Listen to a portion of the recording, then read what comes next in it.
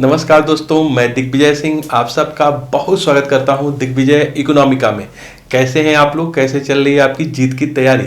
दोस्तों, आज की वीडियो में मैं बात करने वाला हूं कि इंडिया ईयर बुक हिंदी में भारत को किस तरीके से प्रिपेयर किया जाए। एक्चुअली ये जो बुक है India year book publication division of India की, ये बहुत ज़्यादा इंपॉर्टेंट है यूपीएससी के द्वारा कंडक्ट की जाने वाले किसी भी एग्जाम के लिए, बेसिकली यूपीएससी के लिए या फिर ईपीएफओ के लिए बहुत ज़्यादा इंपॉर्टेंट है। तो मैं इसमें उस स्ट्रेटजी की बात करूंगा कि किस तरीके से आप इस मुश्किल बुक को, थोड़ा सा कॉम्प्लेक्स होता है, क्लिष्ट होता है, इसको किस तरीके से आप प्रिपेयर करें ताकि यूपीएससी के द्वारा कंडक्ट की जाने वाली परीक्षाओं में बिल्कुल अच्छे मार्क्स सुनिश्चित कर सकें। तो दोस्तों, इस वीडियो को बिल्कुल लास्ट तक देखिए और दिग्विजय इकोनॉमिका को अगर आपने सब्सक्राइब नहीं किया है तो दिग्विजय इकोनॉमिका को सब्सक्राइब करिए ताकि इकोनॉमिक रिलेटेड आपको बेहतर क्वालिटी वाले वीडियो मिल सके और अपने नॉलेज को आप इनरिच कर सके। दोस्तों, सबसे पहले स्ट्रेटजी में मैं बात करता हूं अपनी, किस तरीके से मैंने इंडिया ईयर बुक की तैयारी की थी जब मैं यूपीएससी की प्रिपरेशन करता था। बात 2008 की है जब मैं पहली बार यूपीएससी का प्रीलिम्स दिया और यूपीएससी का रिजल्ट जब आया प्रीलिम्स का तो उसमें मैं पास हो गया था। उसके बाद सिर्फ 2.5 महीने के समय बचते हैं मेंस के लिए। मेरे सीनियर्स ने बताया कि इंडिया ईयर बुक या फिर भारत बहुत ज्यादा इंपॉर्टेंट है मेंस के लिए, यद्यपि ये प्री के लिए उतना ही ज्यादा इंपॉर्टेंट होता है, बट रियली मैंने इसकी पढ़ाई प्रीलिम्स के लिए नहीं की थी। वो एक मेरी मिस्टेक थी। मेरे सीनियर्स ने बताया कि आप मेंस के लिए आप इसे जरूर पढ़ लो। मैं एक बड़ा ही पढ़ाकू बच्चा था, मैं ज्यादा चीजों को पढ़ लेता था, तो मुझे लगा ये जो बुक है 500-600 पेज की बुक है, अगर मैं 7-8 दिन इसको बहुत अच्छे से पढ़ लूंगा तो मैं पढ़ लूंगा, नोट्स बना लूंगा और मुझे प्रिपेयर हो जाएगा। पहले दिन मैं परचेज करके लाया इलाहाबाद कटरा से और मैं 8 से 10 घंटा इसको पढ़ा। 8-10 घंटे पढ़ने के बाद मेरा जो माइंड काम करना बंद कर दिया, थोड़ा सा बोझिल हो गया, सुस्त हो गया, मैं हिम्मत नहीं हारा। फिर दूसरे दिन भी पढ़ाई की, लेकिन मैं अगले दिन इसको 5 से 6 घंटा पढ़ पाया और मेरी तबीयत बिगड़ने लगी। अगले दिन और भी कम पढ़ पाया। 2-3 दिन ऐसे ही पढ़ाई, थोड़े से डिस्टर्ब हुए, परेशान हुए और मुझे वायरल फीवर हो गया। अब ना जाने इसके टेंशन से हुआ या फिर कैसे हुआ, इलाहाबाद में वैसे भी बहुत ज्यादा वायरल फीवर होता है, मुझे वायरल फीवर हो गया।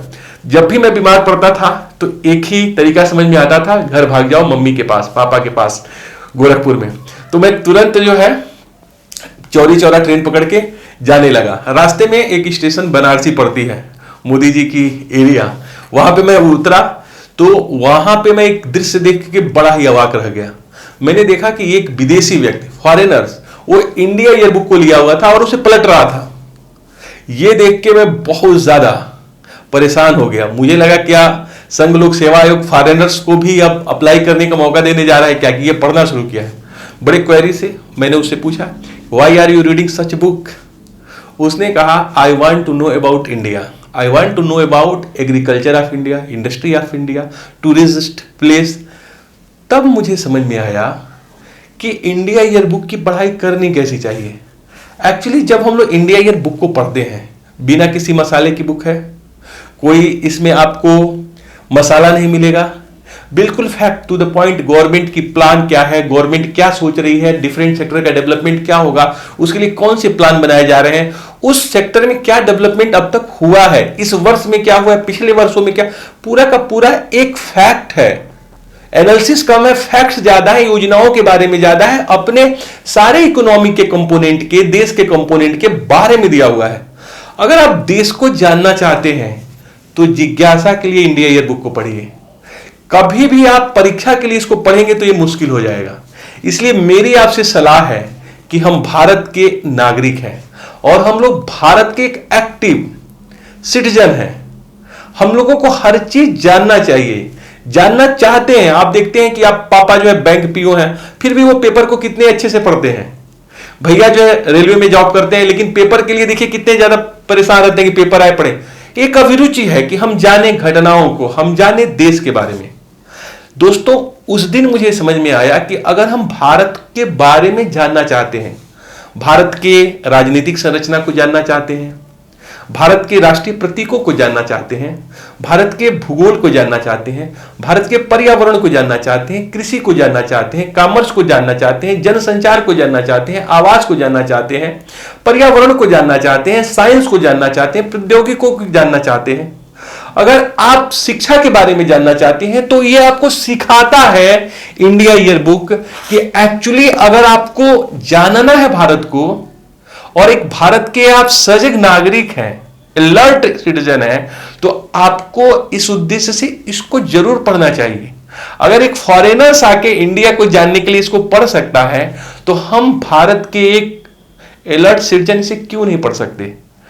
इसके पढ़ने का तरीका क्या है उस पर मैं आपसे बात कर लूं। जब भी मैं कहता हूं कि आपको इंडिया ईयर बुक पढ़ना चाहिए और ये बुक बहुत ज्यादा इंपॉर्टेंट है यूपीएससी के लिए, बहुत ज्यादा इंपॉर्टेंट है आईएएस के एग्जाम के लिए, बहुत ज्यादा इंपॉर्टेंट है ईपीएफओ के एग्जाम के लिए, तो दोस्तों यहां पढ़ने का मतलब पढ़ने से नहीं है, बिल्कुल सही समझिए, यहां पढ़ने से मतलब है लिखने से।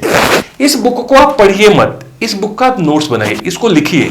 और लिखने का तरीका क्या हो, मेरे तरह इसको 8 घंटा पढ़ने की आवश्यकता नहीं है, इसको सिर्फ 1 घंटा दीजिए। इसमें 32 चैप्टर हैं, जैसे मैंने बताया पूरे भारत के बारे में, इसके जितने भी कंपोनेंट हैं सबके बारे में देखिए। पहला चैप्टर भारत भूमि और निवासी, दूसरा राष्ट्रीय प्रतीक, तीसरा राजनीतिक संरचना, चौथा कृषि, पांचवा संस्कृति और पर्यटन, छठवां मूल आर्थिक आंकड़े, सातवां वाणिज्य, आठवां संचार सूचना प्रौद्योगिकी, नौवां रक्षा, 10वां शिक्षा, 11वां ऊर्जा, 12वां पर्यावरण, 13वां वित्त, 14वां कारपोरेट संबंधित मामले, 15वां खाद्य और नागरिक आपूर्ति, 16वां स्वास्थ्य और परिवार कल्याण, 17वां आवास, 18वां भारत और विश्व, 19वां उद्योग, 20वां विधि और न्याय जो आपकी ईपीएफओ के टॉपिक में बिल्कुल रखा गया है, 21वां श्रम कौशल विकास और रोजगार, कितना ज्यादा इंपॉर्टेंट है जरा सोचिए, 22वां जनसंचार, 23वां आयोजना, 24वां ग्रामीण और शहरी विकास, 25वां वैज्ञानिक और प्रौद्योगिकी विकास, 26वां परिवहन, 27वां जल संसाधन, 28वां कल्याण, 29वां युवा मामले और खेल,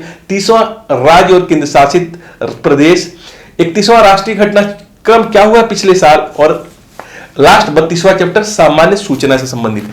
देखिए भारत सरकार की बुक है और ये जो है प्रकाशन विभाग पब्लिकेशन डिवीजन की है, सूचना और प्रसारण मंत्रालय भारत सरकार। यूपीएससी अपने परीक्षाओं में इस पे फोकस बहुत ज्यादा करता है। दोस्तों मैंने पहले चीज बताया कि पढ़ने का मतलब यहां पढ़ने से नहीं लिखने से, इसका नोट्स बनाइए। और दूसरा सिर्फ 1 घंटे का टाइम दीजिए, 1 घंटे का टाइम दीजिए, एक चैप्टर को 5-6 दिन में आराम से पढ़िए और नोट्स बनाइए। जो जो चीजें आपको लग रही है इंपॉर्टेंट फैक्ट उसको नोट्स बनाइए, क्योंकि जो फैक्ट्स है इससे वही पूछे जाते हैं। आराम से पढ़िए और इसको नोट्स, अपना खुद का नोट्स बनाइए, थोड़ा थोड़ा पढ़ना है। हमारे महान गुरु इलाहाबाद के ज्योग्राफी के गैलेक्सी एसएस ओझा सर हम लोगों के बीच में आज नहीं है, लेकिन एसएस ओझा सर, जब मैं एक बार उनसे ज्योग्राफी पढ़ रहा था तो मैंने कहा कि सर मैपिंग जल्दी से करा दीजिए, क्योंकि मैपिंग से यूपीएससी में प्रश्न बहुत आते हैं। यूपीएससी मेंस में मेरा सब्जेक्ट हुआ करता था, मेंस में मैं ज्योग्राफी से देता था, तो मैंने कहा कि सर ज्योग्राफी का पहला ही क्वेश्चन होता है, उस पर बड़े सॉलिड मार्क्स आते हैं, सर जल्दी जल्दी इसको करा लीजिए। ओझा जी ने एक बड़ी अच्छी बात कही थी। ओझा जी ने कही थी, देखो मैप जो है चटनी है, थोड़ा थोड़ा पढ़िए, बहुत अच्छा लगेगा। चटनी खा लीजिए कटोरी, आप परेशान हो जाएंगे, बीमार पड़ जाएंगे, वायरल फीवर हो जाएगा। दोस्तों यही बात इसके साथ है, ये चटनी है। इसको 1 घंटे समय निकालिए, इसका नोट्स बनाइए एक एक चैप्टर में।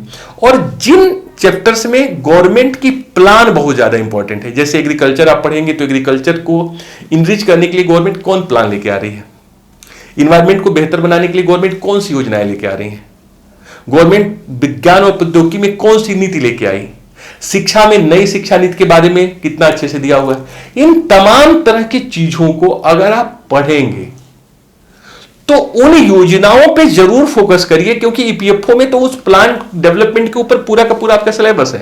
तो उन चीजों को बेसिकली योजनाओं पे गवर्नमेंट जो स्कीम लेके आई है या फिर वल्नरेबल के लिए जो स्कीम लेके आई है उसके ऊपर आप जरूर फोकस करिए, उसको नोट्स बनाइए, उसका रिवीजन करिए।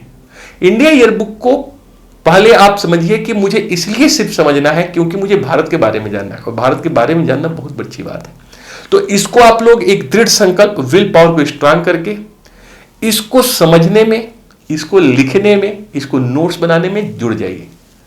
समय अभी बहुत है, ईपीएफओ के एग्जाम में अभी 6 महीने का समय है। एक चैप्टर को 5-6 दिन में पढ़िए, नोट्स बनाइए थोड़ा थोड़ा करके सारगर्भित तरीके से। इसको जब नोट्स बनाएंगे, और यूपीएससी की प्रिपरेशन एक्चुअली एक प्रोसेस है, एक दिन 12 घंटा पढ़ा फिर छोड़ दिया, ये नहीं, रोज आपको टाइम देना पड़ेगा तो आप बेहतर करेंगे। तो दोस्तों ये स्ट्रेटजी है इस बुक की। 32 चैप्टर है, आराम से। कुछ चैप्टर बहुत ज्यादा इंपॉर्टेंट है, आप मुझको कमेंट करिएगा, मैं आपको बताऊंगा कि किन किन चैप्टर के ऊपर आपको ज्यादा फोकस करना है। उन चैप्टर को आप खुद का नोट्स बनाइए। मार्केट में मटेरियल मिलेगी आपको, इसका सब्सटेंस मिल जाएगा, लेकिन मेरा आपको सुझाव है कि खुद इसको पढ़िए, खुद सब्सटेंस निकालिए। मार्केट में जो सब्सटेंस है वो आप नहीं याद कर पाएंगे, लेकिन जब खुद सब्सटेंस निकालेंगे तो आप नो डाउट इसको याद कर पाएंगे, आपको समझ में चीजें आ जाएंगी।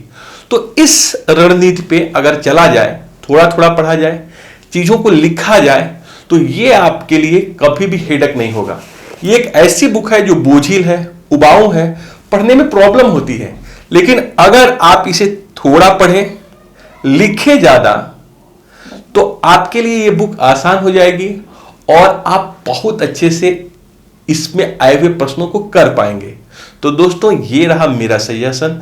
सबसे इंपॉर्टेंट होता है एक लक्ष्य बनाना और उस लक्ष्य का पीछा करना। उस लक्ष्य के लिए आपके माइंड में हमेशा चलना चाहिए कि मेरा टारगेट क्या है। उसको अचीव करने के लिए आपको हर प्रयास करना चाहिए, और यही आपको विजयश्री सुनिश्चित करता है। तो लक्ष्य को बनाइए, लक्ष्य को भेदने के लिए निरंतर चलते रहिए, दौड़िएगा मत, रुकिएगा मत, चलते रहिए, मंजिल मिल जाएगी। हजारों मुश्किलें राहों में और कोशिशें बेशुमार, इसी का नाम जिंदगी है। चलते रहिए जनाब। Thank you so much for watching Digvijay Economica. God bless you dear friends.